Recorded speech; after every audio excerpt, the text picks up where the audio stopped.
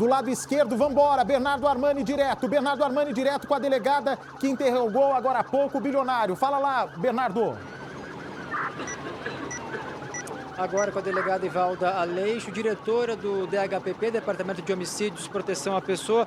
Doutora, você estava falando que ele mesmo, o empresário Vinícius Gritzbach, se diz ameaçado de morte, se sente ameaçado, mesmo negando envolvimento no crime, mas ficou espantado com o tamanho do aparato policial de segurança montado pela Polícia Civil de São Paulo. É porque eu acho que ele não esperava, né? Nós fomos, os policiais que foram buscá-lo, nós pedimos lá para a Polícia Civil de Salvador, no apoio, a gente foi acompanhá-lo até o aeroporto, dentro do avião, e aí sai. Mas ele, vendo ali 4 policiais, eu acho que quando ele chega no fórum, ele chega no aeroporto, que ele começa a ver o número de policiais, de viaturas, né? Aquele esquema de colocar ele no meio, ninguém sabia em qual viatura estava. Ele demonstrou que, nossa, tudo isso, né? Eu não matei ninguém, não fui eu, não sou mandante, não é nada disso. Mas ele também sabe que existe sim, né? Eventualmente aí, de ter alguma coisa aí com crime organizado, porque a acusação que pesa contra ele é de ser o mandante de um homicídio, de suposto integrante aí de facção criminosa. O tanto que os advogados pediram que ele ficasse separado, né, em um outro tipo de penitenciária, por conta da segurança e do tipo de penitenciária que é. A vinda dele para o Palácio da Polícia hoje foi uma formalidade ou ele foi ouvido também? Ele chegou a comentar algo? A polícia queria saber mais alguma coisa referente ao inquérito, à investigação, doutora? Não, aqui ele não foi ouvido.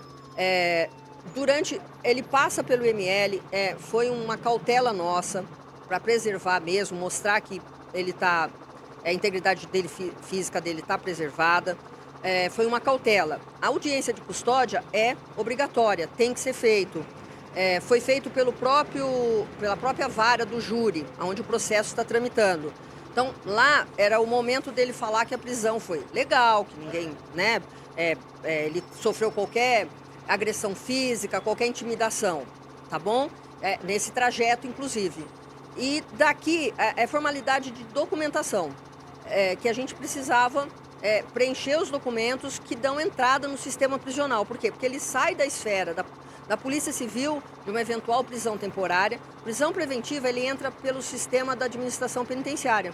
Então, é formalidade. A gente faz a identificação datiloscópica, juntar os documentos e a solicitação de entrada, que no caso, a gente até pediu que Tremembé aguardasse a chegada dele, porque a gente sabia do horário. Então foi só uma mera formalidade, ele não foi ouvido. E também não foi indagado de nada, tá? Só as perguntas de praxe mesmo. É o que eu ia perguntar, doutora, ao longo do voo, até mesmo aqui no Departamento de Homicídios, quais foram as reações dele? Ele tentou se explicar, tentou pedir algo em algum momento aqui para vocês, fez alguma solicitação? Não pediu nada, em todo momento ele fala que não foi ele. Tá? Então, as poucas vezes que ele falou, né, ele diz o seguinte: não fui eu. Tem que continuar investigando, porque não fui eu, que eu não tenho nada a ver com isso.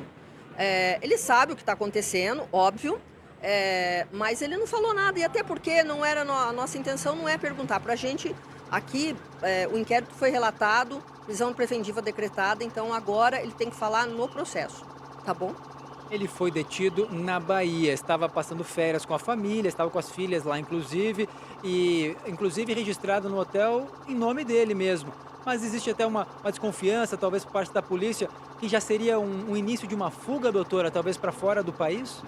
Olha, quando foi expedido o mandado de prisão dele, a preventiva, que foi decretada e que nós tomamos conhecimento, ele já havia viajado. Então, quando ele viajou para a Bahia com a família, ele não era ele não estava procurado pela justiça, não tinha mandado de prisão. Então, ele não pode ser considerado foragido. Então, logo, ele soube, ou porque foi divulgado na imprensa, ou porque os contatos com o advogado, ele não se apresenta. Ele acaba saindo de uma cidade, de um hotel, indo para outro. Não vejo se foi indício de fuga ou de uma tentativa. Não tem nada que mostre pra gente que ele estava tentando uma fuga. Ele só não se apresentou. Ele, se ficou sabendo, não se apresentou para a justiça. Então, é isso. E mais tanto que foi cumprido alguns dias depois, tá bom? Mas de fuga, que ele estava tentando alguma coisa, nós não temos essa informação.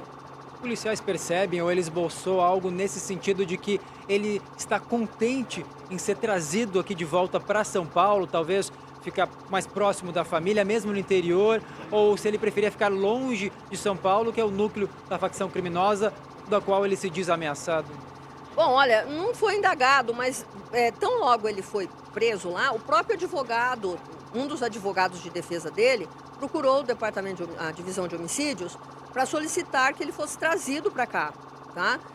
Então nós explicamos que a gente estava que nós também havíamos pedido para fazer esse translado dele, essa transferência, mas que a gente estava aguardando a decisão do judiciário. Eu não posso entrar numa cadeia, num centro de detenção, numa penitenciária, sacar um preso e trazer. Então a gente queria fazer isso com a autorização judicial daqui e de lá, porque lá entra num presídio, como aconteceu, e você tem um juiz corregedor na Bahia, que autoriza a saída. Logo em seguida começou aquele período do carnaval, a gente teve umas dificuldades, né, de voo, de buscar, então foi determinado e a gente já providenciou, acabando esse período de carnaval, até por esquema de segurança. Eu preciso interromper a delegada, porque algumas regiões do país ficam com a programação local. Muito obrigado. Eu sigo aqui em São Paulo algumas regiões com Bernardo Armani. Bernardo, pode concluir, por favor, agora. Só concluindo, doutor, agora, ele em São Paulo está à disposição da justiça, mas também da polícia para a investigação. Será necessário ouvi-lo mais vezes, inclusive durante esse inquérito de duplo homicídio? Ainda será necessário ou a polícia está já satisfeita pelo inquérito, pelo trabalho que foi feito, e até mesmo com essa negativa dele, que a polícia comprova o contrário? Então, esse inquérito, como eu disse, foi relatado. Para a gente é um inquérito concluído. E ele, encaminhado ao Poder Judiciário, poderia até, que o promotor, o Ministério Público, poderia ter devolvido para pedir mais esclarecimentos, outras investigações, cumprimento de alguma outra determinação, solicitação do Ministério Público. O que não aconteceu. Houve já a denúncia dele. A denúncia pelo crime de homicídio. E ele está, então, agora ele está sendo processado. Ele não é mais investigado como autor de homicídio. Ele é processado, ele é réu num crime de homicídio. Então, nesse caso, não há de voltar aqui nada. Podem até pedir alguma coisa, mas não. A polícia, nesse caso, a Polícia Civil aqui, a Divisão de Homicídios não tem mais interesse, nada que ele possa acrescentar. Acho que já foi ouvido, ele ficou preso temporariamente, foi indiciado. Negar faz parte, né? Negar a autoria. Então, nesse caso, não tem mais por que ouvi-lo. Muito obrigado à diretora do DHPP, Departamento de Homicídios e Proteção à Pessoa, delegada Ivalda Aleixo, que fez questão à equipe de ir buscá-lo lá em Salvador. Ele veio, fez todo o trâmite legal, passou pela audiência de custódia, exame de corpo de delito e agora está a caminho da penitenciária de Tremembé, Bate. Obrigado pela gentileza das informações.